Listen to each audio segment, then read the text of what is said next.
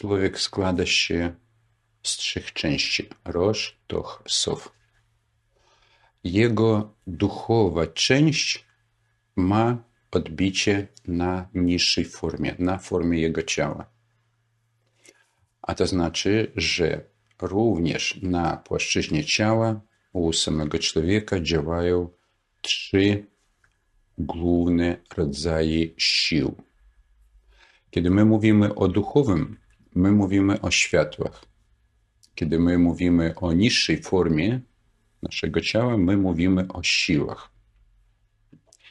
I ogólnie rzecz biorąc, kiedy zaczyna mowa iść o siłach, człowiek od razu kojarzy sobie z siłą fizyczną, mięśni, a w tym czasie wewnątrz naszego organizmu jest dziesiątki, setki różnych sił, tak jak współcześnie nazywane jest energii, które odpowiadają nie tylko za określone funkcje, a i za wyższe procesy również, czyli stwarzają warunki dla zajścia wyższych procesów, ale na niższym poziomie, na poziomie naszego ciała.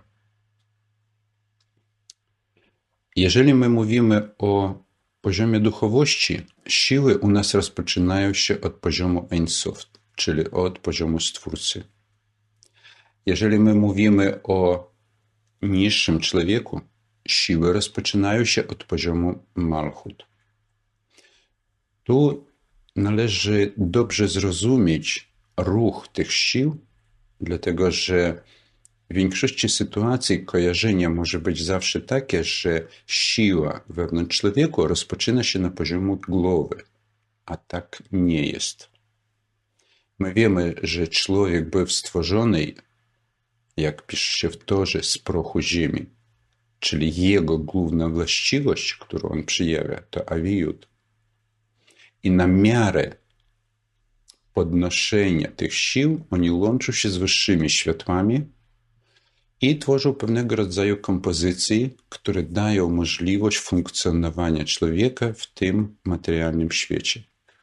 Wiadomo również, że materialny świat nie kończy się materialnością i my jako istoty w gruncie rzeczy nie jesteśmy materialne, dlatego że to, co my nazywamy materialnym, jest po prostu najbardziej gruby, najbardziej spowolniony poziom wewnętrznych sił wewnątrz samego człowieka. Od czego my zaczynamy? No, jeżeli człowiek był stworzony z prochu ziemi, więc zaczynamy od ziemi.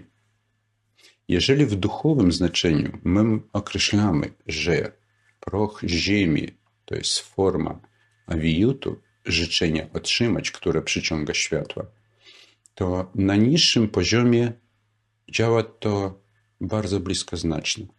Tylko poziom tak zwanego awiyutu, czyli poziom siły, on rozprzestrzenia się z poziomu ziemi i wznosi się. Co Ziemia robi? Non-stop paruje. To parowanie tworzy atmosferę, czyli energia na Ziemi podnosi się, my mówimy od Ziemi do nieba. Podobnie wewnątrz nas, wewnątrz człowieka. Jeżeli my zobaczymy całą naszą konstrukcję, to nie trudno domyślić się, że główne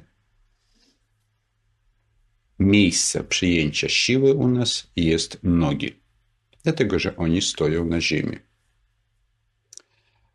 Po nogach, kiedy podnosi się energia, ona gromadzi się w niższej części, to co my nazywamy w duchowym sof, i to jest poziom, w przypadku naszego ciała, to jest poziom naszego brzucha, czyli tu, gdzie znajduje się jelita. Przy czym zwróćcie uwagę, ja teraz mówię nie o subtelnych, wysokich rzeczach, a o rozprzedzieleniu sił na poziomie fizycznym, tym niższym. Brzuch, albo jak w słowiańskim języku żywot, on związany również z życiem. Czyli ilość siły życia u nas zawsze będzie gromadzić się na poziomie brzucha. I ta ilość siły życia ona decyduje o wszelkiej formie aktywności samego człowieka.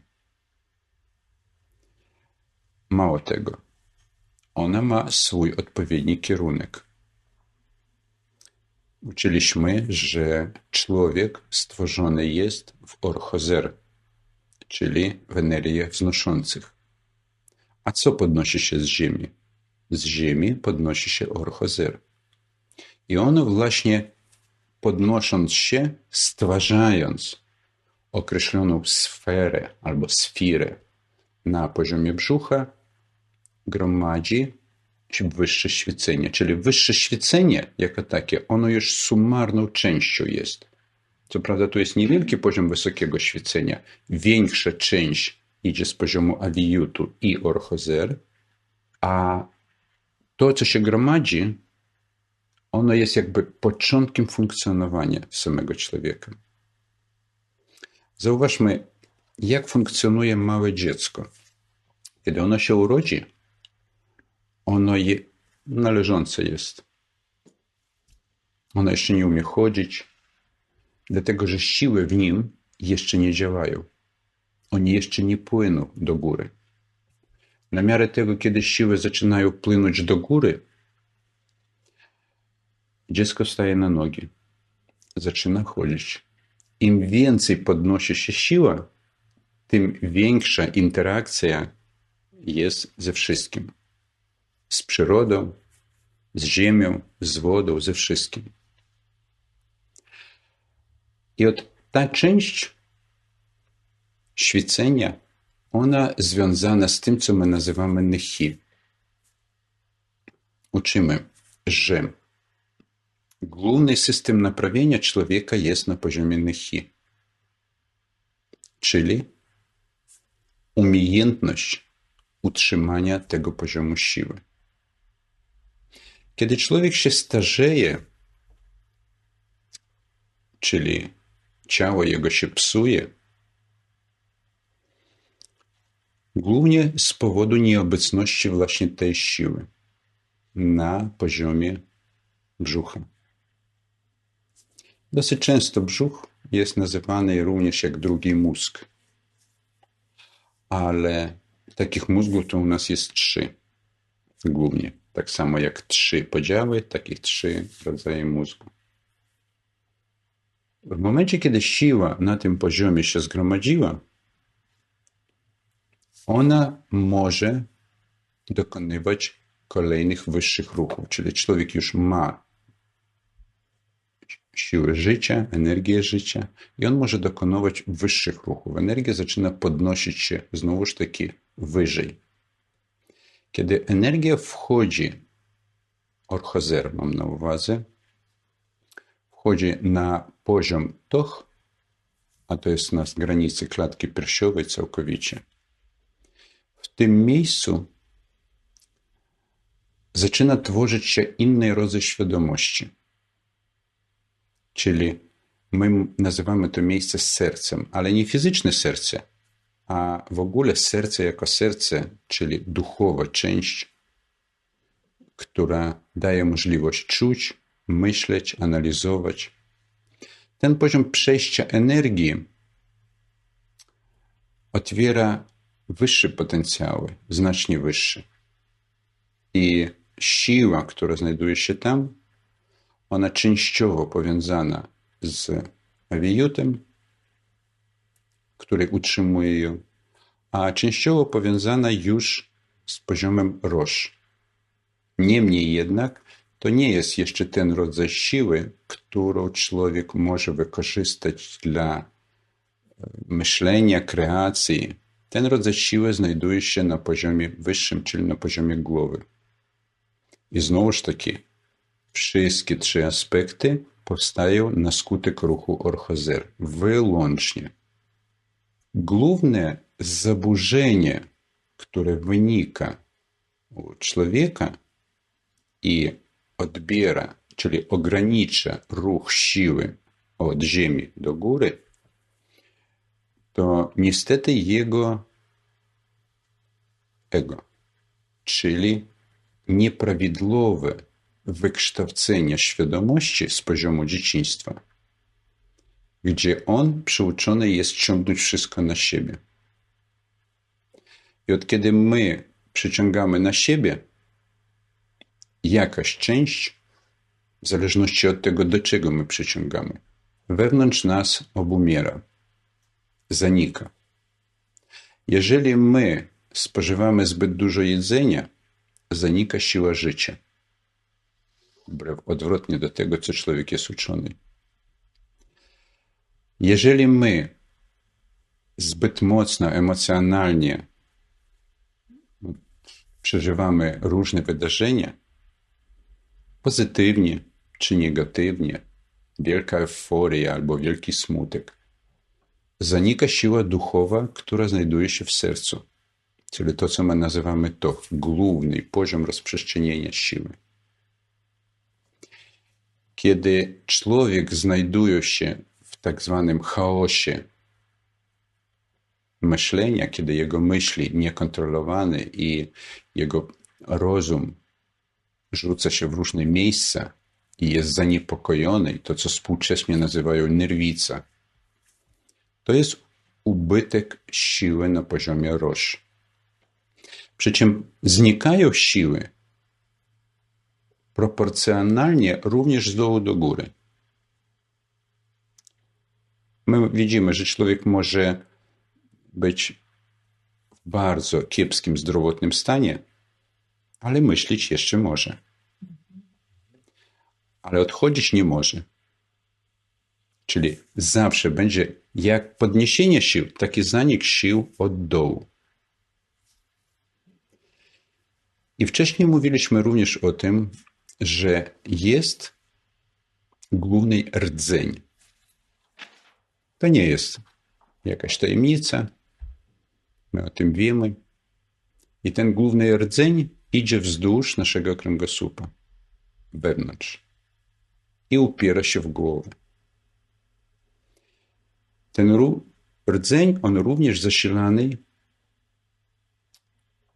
w pierwszej kolejności orchozer, bo też jest podnoszący, jest zasilany przez to, co my mówimy, przez dwie nogi, czyli to, co my ciągniemy z ziemi.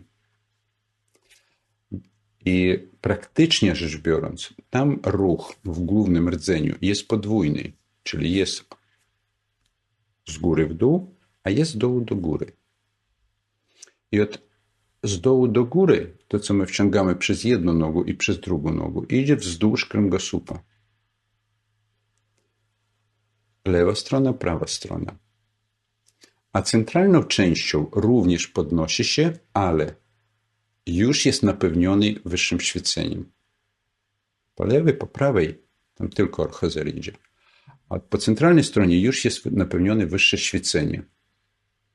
I to wyższe światło, kiedy zaczyna podnosić się stopniowo, jego różnie nazywają. Oni w buddyjskich i w hinduskich filozofiach jest nazywają, że to światło kundalini i tak dalej.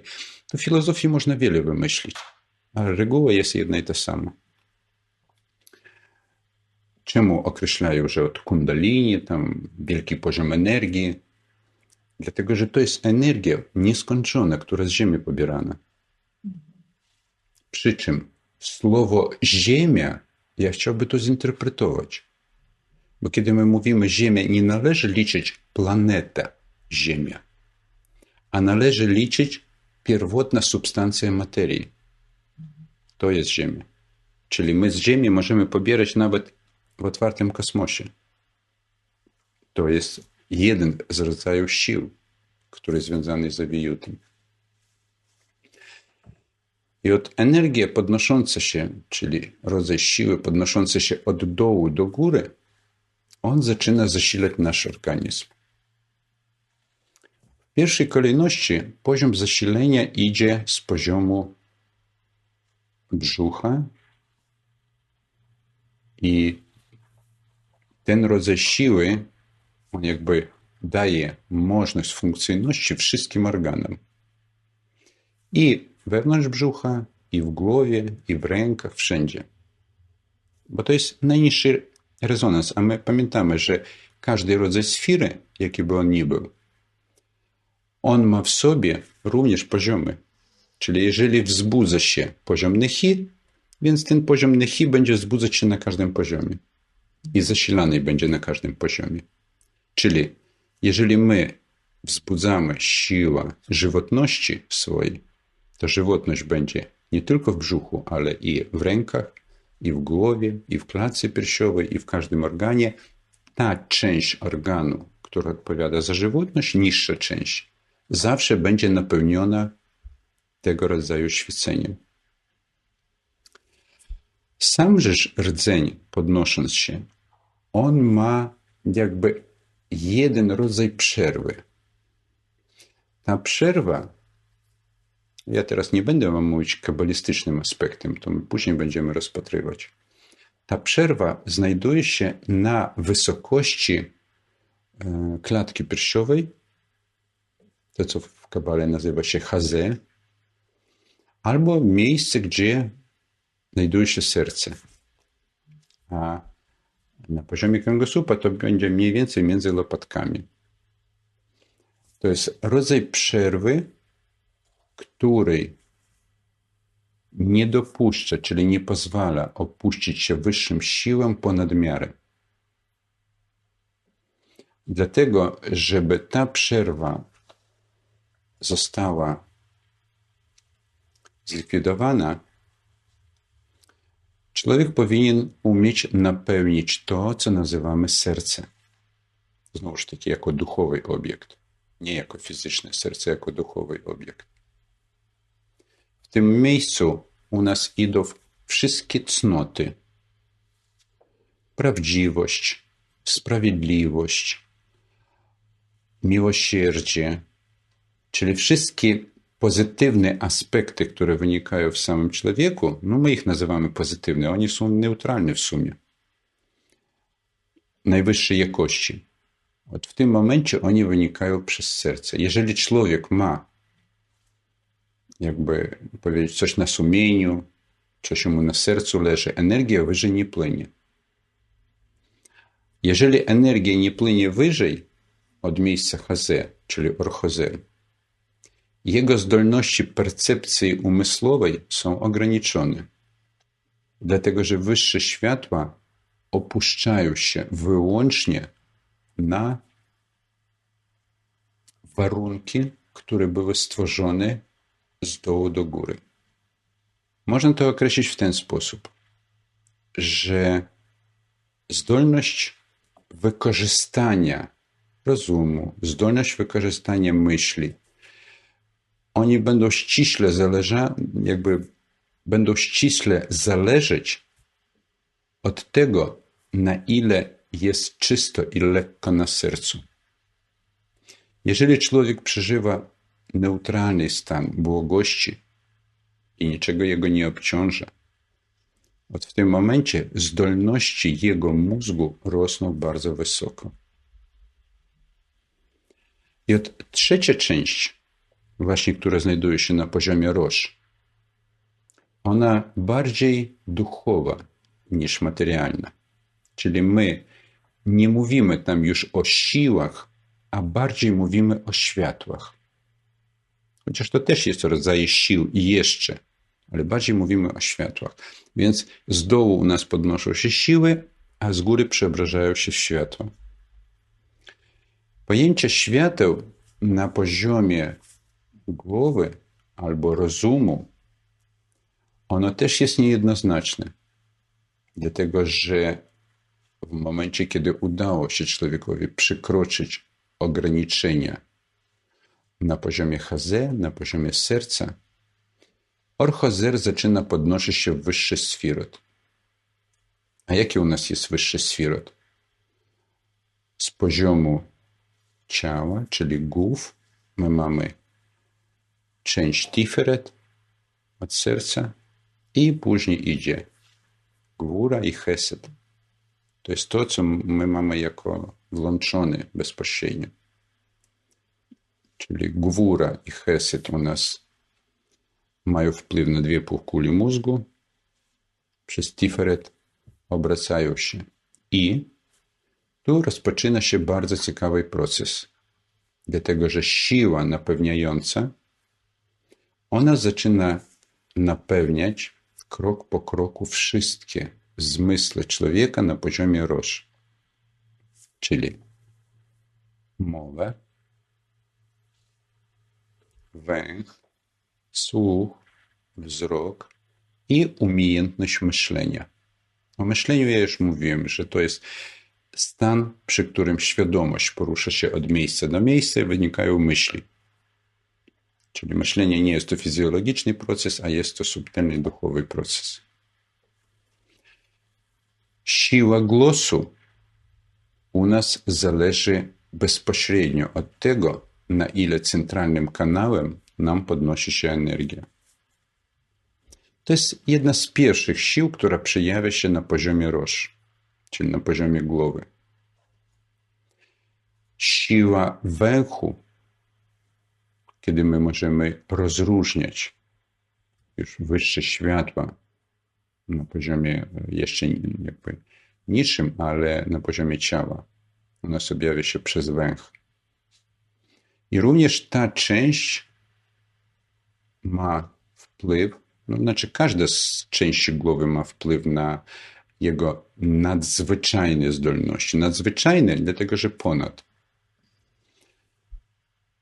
I ta część ma wpływ bezpośrednio na takie zdolności jak teleportacja, przemieszczenie, przenikanie przestrzeni itd.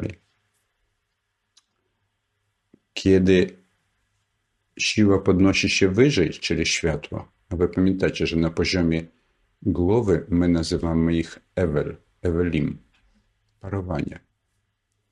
Aktywują się uszy. Uszy u nas mają charakter, czyli siła znajdująca się na tym poziomie ma charakter bardzo szeroki. Uszy nie tylko słyszą. Na podstawie słyszalnej rzeczy oni transformują obrazy. Oni mogą przywoływać zapachy. Mogą wpływać również na słowa. Dlatego, że oni odpowiadają w dużej mierze za kreację rzeczywistości. Jest takie pojęcie, człowiek nie chce czegoś słyszeć, czyli on odrzuca jakąś kreację, a jeżeli on chce słyszeć, on obowiązkowo w to wchodzi, czyli tworzy jakąś rzeczywistość. Przy czym poziom tworzenia nie jest wprost sam z siebie, a poziom tworzenia jest za pomocą dodatkowych energii, dodatkowych sił, które w nim się wydzielają. Podnoszenie jeszcze wyżej następuje jedna z bardziej potężnych sił, które ma człowiek, czyli oczy. Oczy mają zdolność zarządzania wszelkimi siłami.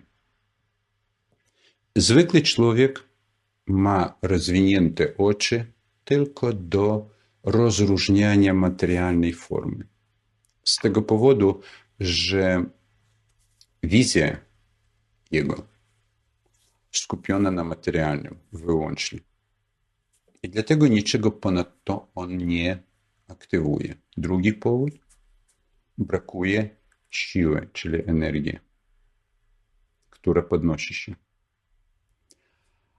A de facto co nam podnosi się do poziomu oczu? To nie jest ogólnie orchozer.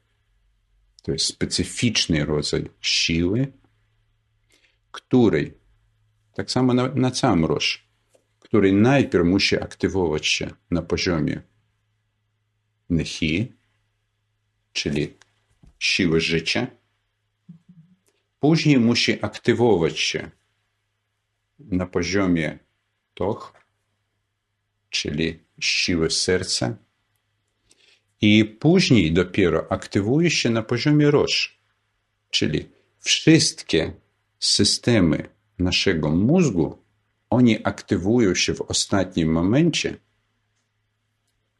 kiedy niższe systemy już pracują.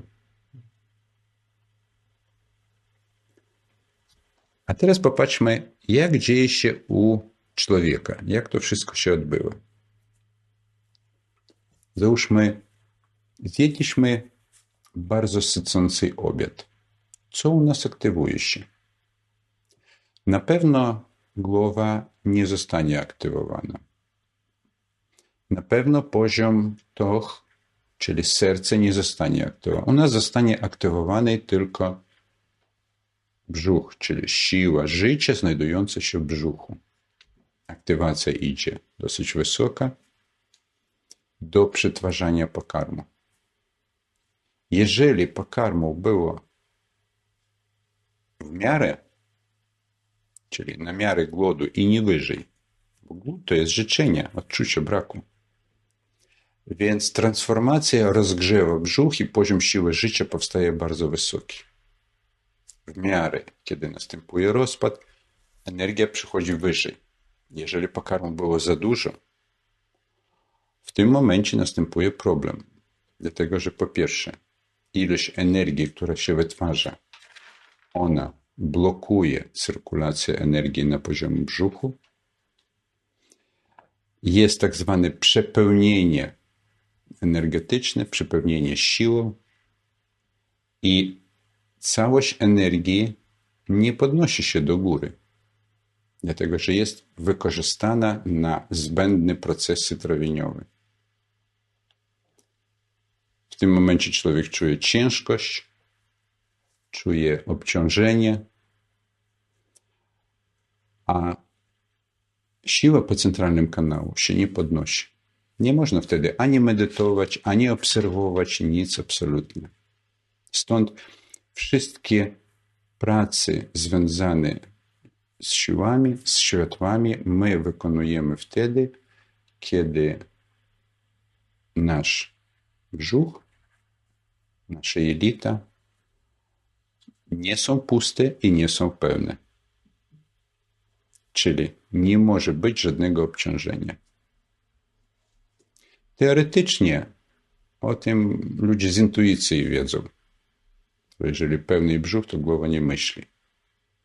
Ale w wielu wypadkach nie zwracają na to uwagę i kiedy uruchamiają na przykład mózg do pracy umysłowej po obfitym pokarmie, może dojść do naruszenia pracy mózgu, fizycznego mózgu, przykrwienia, różnego rodzaju obciążenia odwewnętrzne, bóli głowy, migreni. To wszystko idzie z tego powodu, że poziom brzucha był obciążony, a poziom mózgu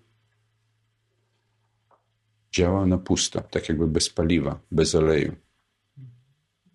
Do tego wszystkiego należy rozumieć jeszcze jeden proces. Pokarmy, które my spożywamy, oni mają na celu uzupełnić tą ilość orchozer, która podnosi się z poziomu ziemi. Tam jest bardzo dużo szczegółów, naprawdę bardzo dużo. Tego nie da się opowiedzieć wszystko w godzinę czy dwie nawet. Ale poziom obłoczenia musi być. Jeżeli ilość orchozer, która jest przyciągnięta, jest zbyt mała, to pokarmy odkładają się jako nieprzetworzone i transformują się zupełnie w inny rodzaj siły, która tak jakby jest kumulatorem, ale realnie jest mocną przeszkodą do wszelkiego rodzaju działań. Czyli jeżeli my weźmiemy wszelkiego rodzaju obtłuszczenia człowieka, jakie by tylko one nie były, wewnętrzne, zewnętrzne, jest związane z tym, że ilość pokarmów przyjmowanych jest nieodpowiednia do podnoszonej energii, czyli do podnoszonej siły. Z intuicji człowiek rozumie, że musi zrobić fizyczny wysiłek, żeby w nim rozprzedzieliła się siła. Ale tu jest niuans. Nie każdy fizyczny wysiłek da mu prawidłowe przetworzenie. Dlatego, że u nas jest takie pojęcie jak ujście, wejście sił. I wejście sił, ono nie idzie wszędzie jednakowo. Na przykład, żeby siła życia wewnątrz nas była dobrze aktywowana, wejście sił powinno być przez stopy. Jeżeli ono nie następuje, więc ilość siły życia nie będzie wystarczająca dla funkcjonowania. W połączeniu na przykład z pokarmami. Ten komponent życiowy, on de facto świadczy o aktywności samego człowieka i o sile życia na poziomie brzucha my powinniśmy pamiętać w pierwszej kolejności, dlatego że ona jest kluczowym elementem prowadzącym do zdrowotności, czyli do zdrowia człowieka. Inne rodzaje sił mają charakter już wyższy, ewolucyjny. Jak u nas powstają zaburzenia? Rzecz polega na tym, że w momencie, kiedy siła rozprzestrzenia się w pojęciu kabalistycznym drogą atika, albo na niższym poziomie rozumowania drogą centralnego rdzeniu, ona przychodzi przez różnego rodzaju ograniczniki. W Kabale nazywane jest to przejście przez poziom malchut. I takich malchut na poziomie samego kręgosłupa jest bardzo dużo. Nie jedna, nie dwie. W każdym miejscu, gdzie jest styk malchut i keter, na jakimkolwiek poziomie, jest miejsce rozgałęzienia sił. Czyli siły się rozgałęziają. Wyższy malchut i tu niższy keter. Kiedy dochodzi do napełnienia określonej sfery, czyli określonego miejsca, od poziomu keter i dalej następuje rozgałęzienie. Te rozgałęzienie, które rozprzestrzenia się, ono i zasila nasz organizm w odpowiednich funkcjach. Czyli daje siły wewnętrznym organom. Takich rozgałęzień, jak ja mówiłem, że w organizmie jest bardzo dużo. I na razie my póki co jeszcze nie będziemy do nich dotykać, po prostu ja chcę, żebyście wy wiedzieli, że to jest przekroczenie każdego poziomu malchut. Wszystko to, co my uczymy w kabalistycznych naukach, my mamy na co dzień ze sobą. To tylko na pierwszy rzut oka wydaje się, że to jest trudne i skomplikowane. Kiedy człowiek zaczyna zgłębiać pewne poziomy, on zaczyna rozumieć nie tylko ruch światła, ale i czynność tego światła. Jeżeli siłą życia i zdrowotnością człowieka nam zarządza niższa część parcufa, czyli nehi i kompozycja sił, to w przypadku jego komunikacji, sukcesu w życiu, osiągnięciu, różnych działań, prac, u niego będzie zarządzała część siły, która znajduje się na poziomie klatki piersiowej, czyli w sercu. Jak mówiłem, jeżeli człowiek nie ma tam żadnych bloków, nie ma tam żadnych zatorów, więc jego życie jest wspaniałe. A zatory jest wszędzie. Zator to jest jednorazowe, niepoprawne działanie, które może się nawarstwiać. Załóżmy, zrobiliśmy jakąś czynność i ona była wbrew naszej woli, nie stwarzała ona nam przyjemności i ta czynność tworzy określony zator. I to wszystko dzieje się na poziomie malchut. Czyli właściwość malchut wtedy ma to, co my nazywamy wyrzuty sumienia i ona nie dopuszcza do przypływu sił ani z dołu, ani z góry. Ona nie przyjmuje wtedy ani orchozer, ani orchochma, czyli światła życia. Jeżeli taki blok jest, jego najpierw trzeba usunąć. Jeżeli taki blok nie usunąć, sam on nie zniknie. Bloki powstają od momentu dzieciństwa. Najwięcej bloków powstaje na poziomie do 7 lat. Później oni tylko się nawarstwiają. Niektóre nazywają ich stereotypy systemu wychowania, ale nawarstwienie ich powoduje blokady w ruchu energii. Z tego opisu my widzimy, że człowiek może być bardzo prymitywny umysłowo, ale siła życia u niego może być potężna, co my dosyć często widzimy. Ale odwrotnie było bardzo rzadko. Czyli żeby aktywacja umysłu była wystarczająca, to siła życia nie powinna być wystarczająca. Ona nie może być porównywalna u jednego człowieka do drugiego człowieka, bo chodzi o adekwatność jednej osoby w stosunku do własnych życzeń, do własnego życia, do wszystkiego, co on planuje przez siebie wyrazić w tym życiu, albo do spełnienia tych planów, z którymi on przyszedł w to wcielenie. Globalny rozkład sił, on również zależy od takich faktorów jak dusza i duch.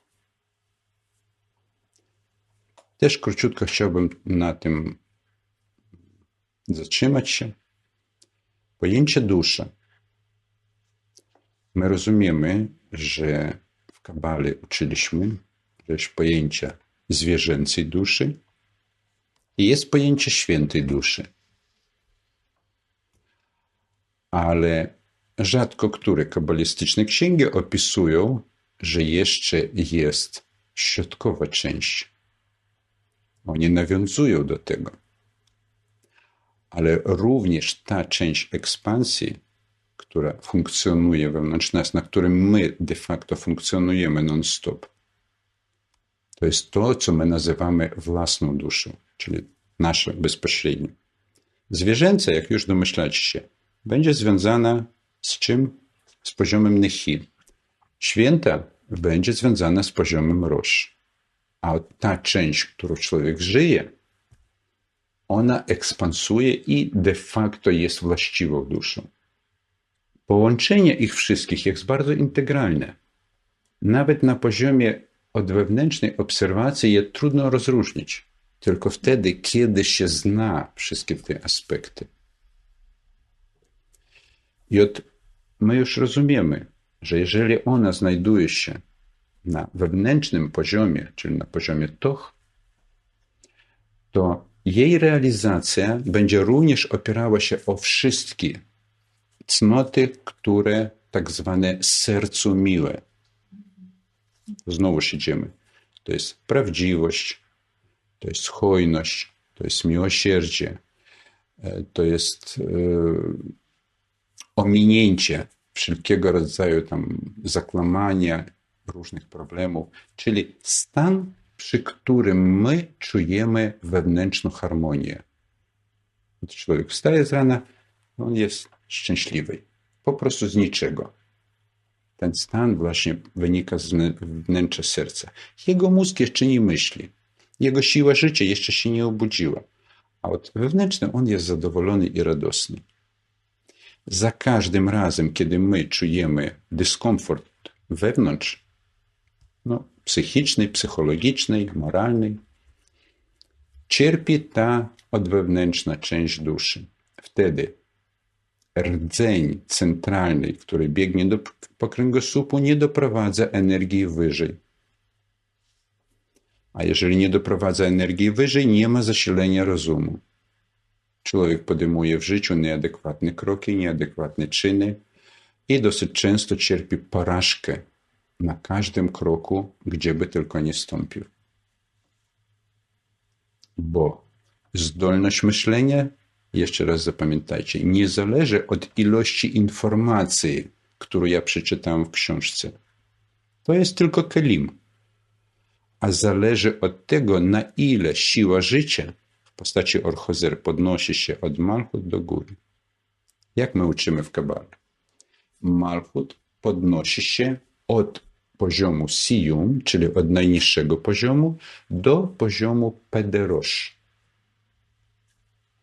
To jest wysoki poziom. I dalej ona się nie podnosi. To jest tylko do poziomu Pederosh. Z jednej strony my mamy usta, a z drugiej strony, tam gdzie ona się podnosi, tam gdzie znajduje się pień kręgosłupa górnej i początek czaszki, znajduje się rodzaj sfery, która właściwie tworzy róż. Ona powinna zawsze nam być w świetle, czyli to jest ten rodzaj odbitego światła. A na poziomie samej głowy u nas odbywa się to samo. Czyli jeżeli tu Malchut podniosła się, ona również podniesie się na poziomie głowy do poziomu Einaim, czyli oczu, i wtedy my otrzymujemy zdolność widzieć subtelne rzeczywistości. Jeżeli Malchut nam nie podniosła się do góry, to do oczu też nie będzie żadnych dopływów. Teraz my rozumiemy, że umiejętność widzieć subtelną rzeczywistość nie zależy od treningów i wyćwiczenia wizualnych zdolności, a od podniesienia globalnie sił w Orchozer aż do poziomu mózgu. Od tego zależą de facto wszystkie zdolności, a nie tylko widzenie, i słyszenie, i głównie słowo. My mówimy, na początku było słowo. Co to oznacza?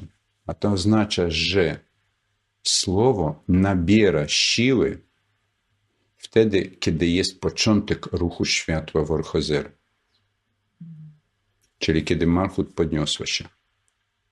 A teraz pomyślcie znowuż taки o całości swojego organizmu i wy możecie zauważyć, dlaczego słowo nie jest czynne. Odpowiedź jest bardzo prosta.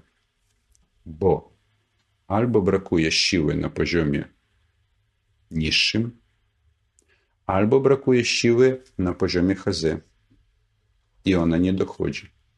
Jakiekolwiek wewnętrzne zachwianie emocjonalne, dyskomfort spowoduje to, że słowo będzie słabe, a do pojęcia wzrok astralny, mentalny i tak dalej w ogóle nie dojdzie. To znaczy, wzrok będzie działać, tylko będzie działać w proporcji, w zależności od dołu do góry, czyli od stóp do góry. Ile energii podniesie się tam, tyle samo objawi się przez oczy. Żeby uzyskać pewne zdolności, nam trzeba podnieść energię całkowicie. I teraz nie trzeba opisywać, skąd nam powstają dolegliwości, bo oni powstają wtedy, kiedy poziom siły nie cyrkuluje prawidłowo. Rzecz jasna, że w dniach dzisiejszych jest znikoma ilość ludzi, które potrafią zarządzać ruchami sił. W chińskiej medycynie wszystkie te kanały sił, one takie nazywają się kanały energetyczne. Chińska medycyna ma jedną wadę. Ona opowiada o środkowej części procesu, ale upuszcza podstawowej, chociaż ludzie zaczynają intuicyjnie dochodzić. I zrozumieć, jak płynie energia i dlaczego ona płynie, bardzo trudno. Niemniej jednak ich system był opracowany dosyć dawno. Ale on nie był systemem oryginalnym. To, co my zgłębiamy od nauk kabalistycznych, to, co powstało znacznie wcześniej, jak również to, co weszło w tak zwany prosty lud, a wiedza o tym, o ruchu, energii, jakby to dziwnie nie brzmiało, ona pochodzi od jeszcze starożytnych Greków, to, co było nie systemami parcufimi sfirot, a systemami ruchu energii. Te elementy ze sobą tworzą kościec, a chiński system, on jakby powstał, no tak jak uczeń nauczy się czegoś, prawda? I później zaczyna opowiadać to swoim punktem widzenia. Ale nie tak, jak powinno być. Dlatego ja nie wątpię, że w tamtych systemach też swoje specjalisty jest. Niemniej jednak widzieć ruch sił, tak czy inaczej, można tylko i wyłącznie za pomocą podniesienia energii. Rozblokować energię można na różne sposoby. Ja też nie będę na razie omawiać ich, kiedyś do tego dojdziemy. Niemniej jednak chcę wam powiedzieć, że rozblokowanie energii od zakątków energii typu igły, różne inne rzeczy, to ma znikomy charakter. Czemu? No, wyobraźcie sobie, to jest rodzaj siły, rodzaj awiutu, który jest jak magnes. Kiedy my nakuwamy ciało czymkolwiek, ono jakąś reakcję robi, odrobinka siła płynie. Jak przestajemy nakuwać, znowu jest ten sam blokada, bo ona jakiegoś powodu powstała. Jakaś przyczyna temu jest, że taka blokada istnieje. I to jest ogólnie rzecz biorąc, ja wam przedstawiłem teraz tak układ poruszania sił, ale takim językiem nie kabalistycznym, a zwykłym, żeby wy mogliście kojarzyć wszystkie te rzeczy przy naukach głębszych. Dlatego, że kiedy my zaczynamy mówić o sfirot, malchut, tam, keter, chochma, bina i tak dalej, od tu wchodzi trudność, gdzie co się znajduje. I zanim dojdzie do połączenia, nam również potrzebne systemy kojarzeniowe. Ludzie, którzy nie rozumieją duchowych aspektów istnienia samego człowieka, dosyć często dzielą. To jest duchowe, a to jest materialne. I to jest największy błąd i największa pułapka. Nawet nasze ciało materialne, to, które my widzimy, to też jest rodzaj sił, bo ono składa się z atomów, neuronów, które emanują w sobie duży poziom energii. Do tego wszystkiego te same ciało, ogólnie rzecz biorąc, tam bodajże 70 czy 80% jest puste. To wy możecie poczytać sobie w Wikipediach. Już dawno do tego doszło, że ono jest puste w środku. A pytanie, a co zapełnia te pustoty? A właśnie te pustoty zapewniają siły. Czemu ja chodzę na nogach? Jeżeli ja postawię dwie kości, oni będą stali? Nie będą. Mówimy, trzeba mięśnie. No dobra, jeżeli ja odetnę nogę i postawię ją, ona będzie stała? Nie będzie. Bo tam nie ma sił. Ale jak tylko pojawiają się siły, oni zaczynają ruch do góry. I z tego momentu człowiek może, wykorzystując te siły, poruszenia ręką, poruszenia nogą, u nas różne miejsca otwierają się, zamykają się. Kiedy my musimy zrobić wysiłek jakiś, no, na przykład ręką, otwierają się kanały na dłoni. Oni pobierają część energii i my możemy ruszyć. Kiedy chcemy zrobić krok, otwierają się kanały na stopach. Kiedy chcemy zrobić jakiś wysiłek ciałem, otwierają się inne kanały na poziomie tam brzucha, ramion i tak dalej. I wszystko, te pojęcia otwierają się, zamykają się. Oni oparte jest o właściwości malchut. Malchut otwiera się i zaczyna emanować. Malchut zamyka się i wszystko zanika. Starajcie się spróbować sobie zwizualizować ten cały obraz i wgłębić się w to wszystko w medytacjach, żeby pojąć, jak człowiek funkcjonuje.